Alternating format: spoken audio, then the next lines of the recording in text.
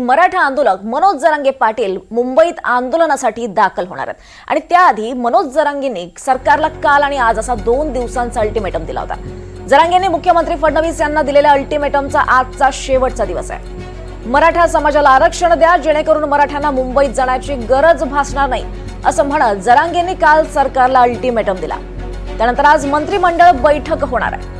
दुपारी 12 वाजता ही बैठक सुरू होईल। जरांगेंचा मोर्चा मुंबईत धडकण्याआधी सरकार आज बैठकीत कुठली पावलं उचलणार यावर चर्चा होण्याची शक्यता आहे। त्यामुळे आजची कॅबिनेट बैठक ही अतिशय महत्त्वाची असणार आहे। सरकार जरांगेंच्या आंदोलनावर काय भूमिका घेणार याकडे आता लक्ष लागलंय।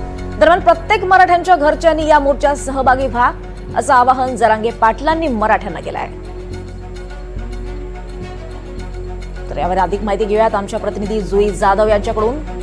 जुई, जरांगेंचा लढा हा तीव्र होताना दिसतोय। आज खरं तर शेवटचा दिवस या अल्टिमेटमचा त्यांनी सरकारला अल्टिमेटम दिलाय आणि त्याच पार्श्वभूमीवर आज बैठक देखील होते आहे मंत्रिमंडळाची। नेमके काय निर्णय या बैठकीत होऊ शकतात किंवा काय तोडगा निघू शकतो का, काय अधिकची माहिती? दीपाली, मराठा नेते मनोज जरांगे पाटील यांनी पुन्हा एकदा आक्रमकतेचा पवित्रा घेतला आहे। येत्या 29 ऑगस्टला मुंबईतील आझाद मैदानावर आम्ही मराठे आमच्या हक्कासाठी आंदोलन करणारच या भूमिकेवर मनोज जरांगे पाटील हे ठाम आहेत। काल त्यांनी पत्रकार परिषद घेतली आणि त्या पत्रकार परिषदेमध्ये त्यांनी सरकारला अल्टिमेटम देखील दिला। 2 दिवसांचा अल्टिमेटम मी देत आहे, कारण का ज्या वेळेला मराठ्यांवरचे सगळे गुन्हे मागे घेण्याची हमी देण्यात आली होती देवेंद्र फडणवीसांकडून, ती हमी पूर्ण करण्यात आली नाही।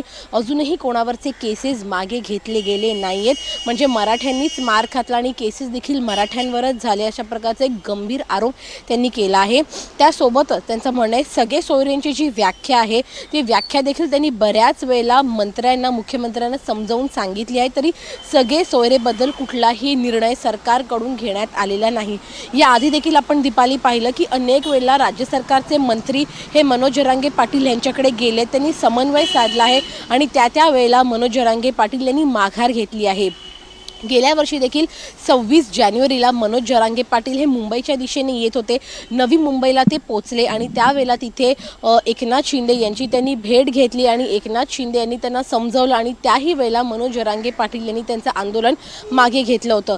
मात्र आता मनोज जरांगे पाटील हे कोणाचंही ऐकण्याच्या मनस्थितीत नसून आंदोलनावर ठाम आहोत असा पवित्रा त्यांनी स्वीकारला आहे। कुठल्याही मंत्र्याचं आम्ही ऐकणार नाही, आम्ही मुख्यमंत्र्यांचंही ऐकणार नाही।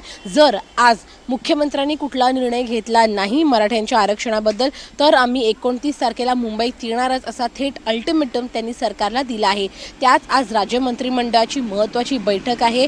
या बैठकीमध्ये मनोज जरांगे पाटील यांच्या ज्या काही मागण्या आहेत त्या मागण्यांविषयी देखील चर्चा केली जाणार आहे।